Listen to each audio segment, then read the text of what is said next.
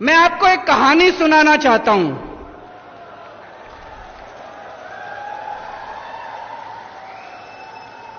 कहानी का नाम है चौथी पास राजा। यह कहानी ये दिखाती है कि अगर किसी देश का राजा अनपढ़ हो, अगर किसी देश का राजा भ्रष्ट हो, अगर किसी देश का राजा अहंकारी हो, तो एक महान देश भी कैसे डूब जाता है। यह कहानी यह दिखाती है। एक बहुत महान देश था, बहुत महान देश था। उस देश में एक गांव में एक बहुत गरीब परिवार में एक बच्चे का जन्म हुआ। तो गांव में जैसे बच्चे का जन्म होता है, हर गांव का एक ज्योतिषी होता है, एक पंडित होता है। वो ज्योतिषी आया, उसने बच्चे की कुंडली बनाई। बच्चे की कुंडली बना के ज्योतिषी बोला, माई तेरा बेटा बड़ा होके बहुत बड़ा सम्राट बनेगा। मां बोली, मैं तो एक बहुत गरीब औरत हूं, मेरा बेटा सम्राट कैसे बनेगा। ज्योतिषी बोला, नहीं माई, इसके बच्चे की कुंडली में लिखा है।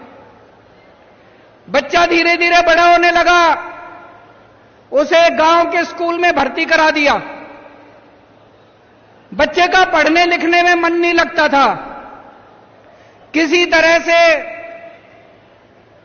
मुश्किल से उसने चौथी पास करी। मां ने स्कूल से नाम कटा दिया। बोला थोड़ी कमाई करके लाएगा, घर का खर्चा चलेगा। घर के पास एक रेलवे स्टेशन था।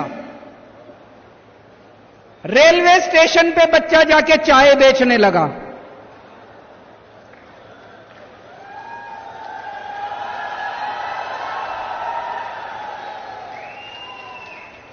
बच्चा भाषण बड़े अच्छे देता था, बचपन से ही भाषण बड़े अच्छे देता था। एक बार भाषण देना शुरू करता और जो बंद ही नहीं होता, गांव के लड़कों को इकट्ठा कर लेता और भाषण देना चालू करता। धीरे धीरे करके बच्चा बड़ा हुआ। ज्योतिषी ने कहा था, कुंडली में लिखा था, बच्चा उस महान देश का राजा बन गया बड़ा होके। अब बच्चा राजा तो बन गया। उस चौथी पास राजा को कुछ भी ना आए, पढ़ना लिखना आता नहीं था, समझ थी नहीं। अफसर आते थे, जो मर्जी फाइल पे साइन करा के ले जाते थे अफसर, जो मर्जी फाइल पे। अफसर उसको अंग्रेजी में बोलते, उसको समझ नहीं आता। जो मर्जी फाइल पे राजा साइन कर देता, अफसरों की ऐश हो गई। धीरे धीरे पूरे देश में फैल गया कि राजा अनपढ़ है। राजा को बड़ा चिंता होने लगी कि लोग तो मेरा मजाक उड़ाते हैं। राजा ने जुगाड़ करके कहीं से एक फर्जी डिग्री का इंतजाम कर लिया, एमए की डिग्री। राजा बोला, मैं एमए हूं। अब जनता हंसने लगी। जनता को तो पता था असलियत क्या है। जनता को तो पता था राजा की डिग्री फर्जी है। दोस्तों, धीरे धीरे लोग उसके पास आते और उसे बेवकूफ बना के जो मर्जी करके चले जाते। एक दिन कुछ लोग आए, बोले, महाराज नोटबंदी कर दो। आप जैसा इतना बड़ा राजा ही नोटबंदी कर सकता है। नोटबंदी करने से भ्रष्टाचार दूर हो जाएगा, आतंकवाद दूर हो जाएगा। राजा को समझ तो थी नहीं, लोगों ने चढ़ा दिया, राजा भी चढ़ गया। राजा ने नोटबंदी कर दी और भाई साहब वो पूरे देश के अंदर लोग लाइनों में खड़े हो गए। बैंकों के आगे लंबी लंबी लाइनें लग गई।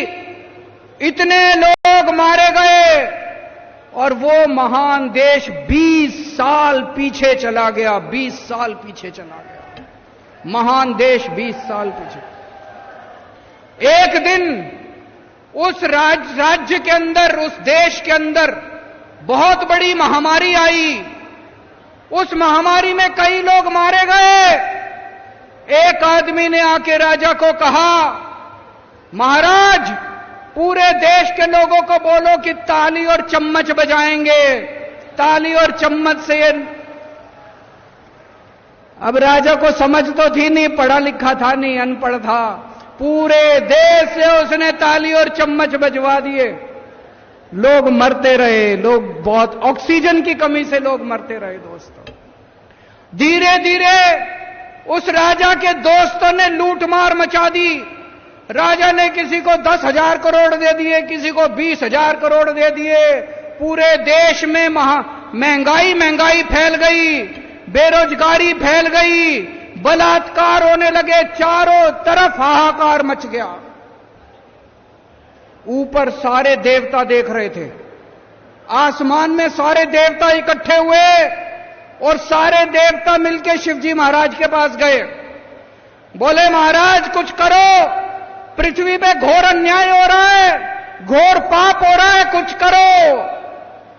महाराज ने आंखें बंद करके ध्यान किया और शिवजी महाराज ने उस महान देश के हर आदमी के अंदर आके ऐसी भावना डाली कि अगली बार जब चुनाव हुआ, अपने आप लोगों का बटन उसके बटन पे नहीं गया, दूसरा बटन दब गया लोगों का, और वो राजा हार गया उस चुनाव के अंदर। और मैंने सुना है कि आजकल वो राजा दोबारा उसी स्टेशन पे जाके चाय बेच रहा है। दोस्तों, वक्त बड़ा बलवान है, वक्त बड़ा बलवान है। वक्त से डरना चाहिए,